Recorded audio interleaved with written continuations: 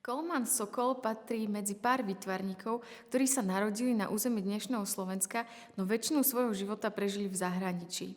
Kolman Sokol je kľúčová osobnosť našich dejín umenia a narodil sa v roku 1902 v Liptovskom Mikuláši.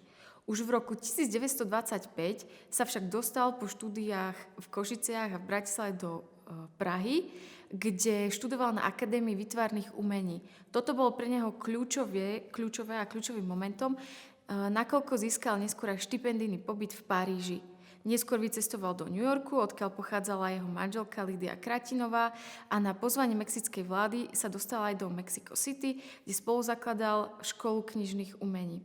V roku 1946 sa dostal späť do Bratislavy, kde vyučoval na Slovenskej vysokej škole technickej kresbu a maľbu, avšak kvôli neúplne vhodným podmienkam vycestoval za rodinou späť do USA.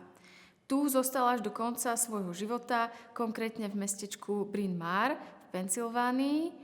A k Slovensku sa však často vracal, najmä skrze ilustrácie mnohých knižných diel, ako aj cez vzťahy a kontakty so svojou blízkou rodinou.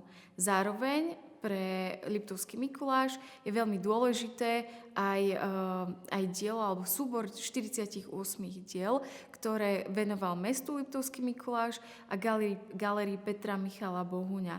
Na základe tohto daru vznikla aj jeho samostatná galéria, Galéria Kolmana Sokola.